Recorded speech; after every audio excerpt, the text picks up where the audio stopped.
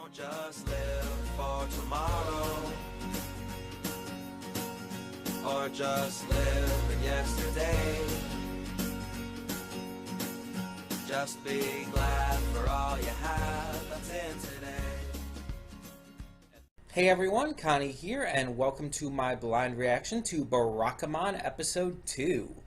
We are here with the second episode of this new series. We started the first episode with the Versus reaction, both Barakamon and Oban Star Racers, and we decided to go with Barakamon first. So we will be going through Barakamon, which I believe is about 13 episodes, and then we'll be doing Star Racers, Oban Star Racers after.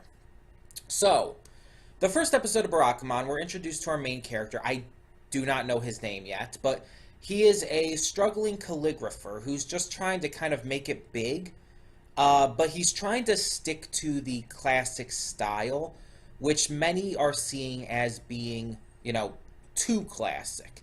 Like, he doesn't seem to have his own identity in it, which I can see, but he believes that sticking to the classic style is what truly makes calligraphy great. So it's kind of this this conflict there. He also has this idea of he also has this how do I put it? I guess just the easiest way to say is just anger issues, but it's rooted in people criticizing his work. He doesn't handle criticism well, so when we saw this old art director criticize his calligraphy, he kind of gets angry and he punched him right in the face. And he felt that he was in the right to do so. However, he agreed to take I believe it was his father's advice, and head to this small isolated island where he would just kind of take a breather and get back into a more calm, relaxed state, so he could just honestly refresh himself. So he goes there, he meets the people there who are really overly friendly, you could say, to someone who, like him, who has been living in the city and stuff, who is not that kind of person. He would find them overly friendly. He sees them as being a little too personable, a little too just connected in a way. Like, they're trying to connect with him on a very deep personal level, and he's finding it a little off-putting. There's this young girl there who I guess lives with her grandfather, and she's trying to basically hang around him and have fun with him and stuff. And she even shows him this beautiful sunset. She does seem to be trying to help him in her own way. She's just really hyper and really goofy. A kind of a silly little kid, but has a good heart. The landlord also seems to be that kind of person. He's definitely a little goofy. He definitely has to learn a little bit about personal space as well.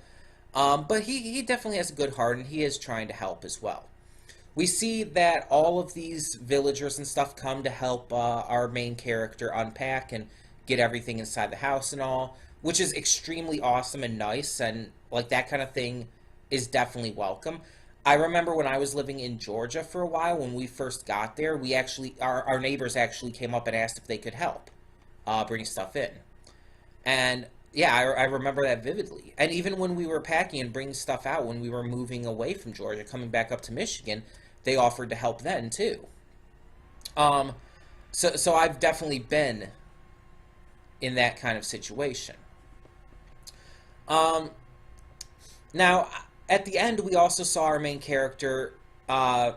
He was talking to, I think it was his friend on the phone, and he was telling him to tell the art director sorry for him, because he come to just see that expression of generosity and kindness from these villagers, and had come to truly realize that what he did was wrong, and that he needed to apologize for it. And while he was not in the position to be able to do so personally, he was not at the right mindset still to do it himself. He still wanted to do it. And that shows a lot of great growth right in the first episode. Now, I don't know exactly where this is going to go. Um, I assume that there's going to be a lot involving this little girl because prior to seeing the series, pretty much everything I had seen about it involves her.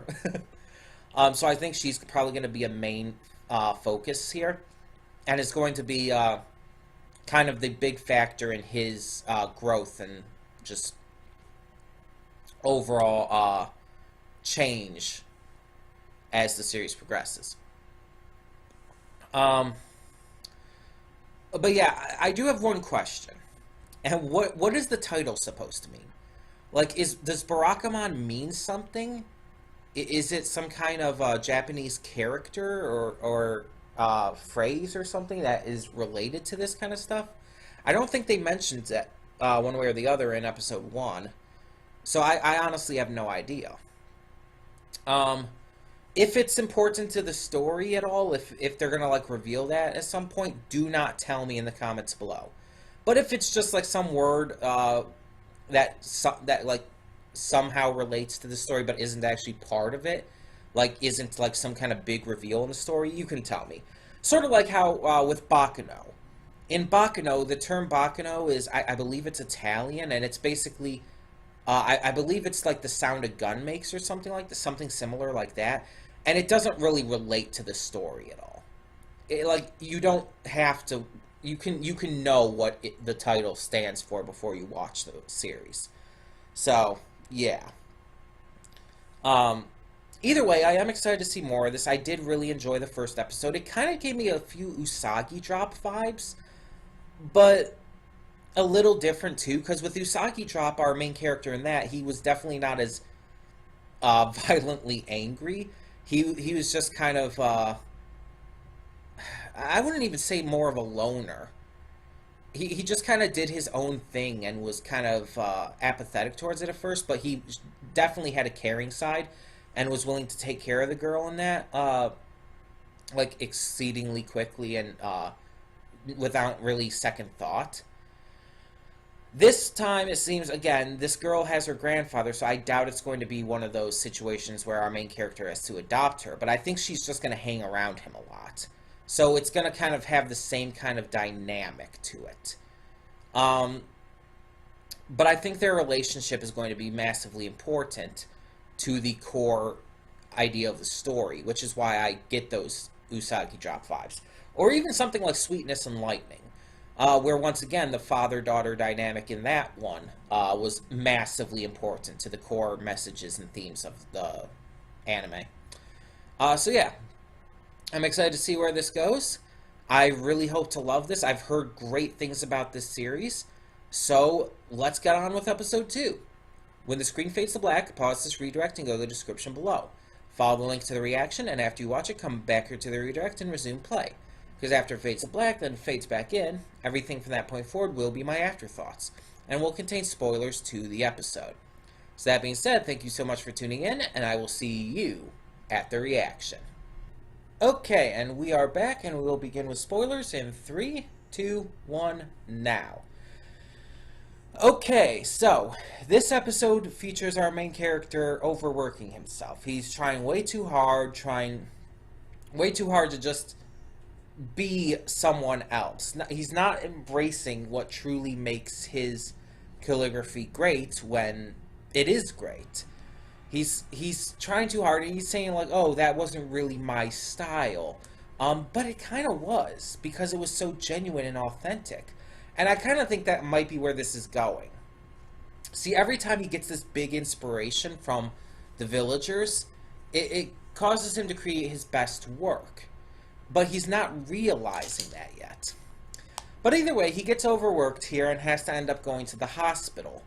While there, he talks with the villagers and stuff. There's just a little bit of shenanigans with the one nurse.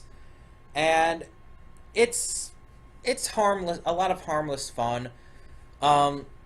We see how all the villagers are caring for him, including this new character who was brought in. I don't remember his name right now either. The one I thought was the friend.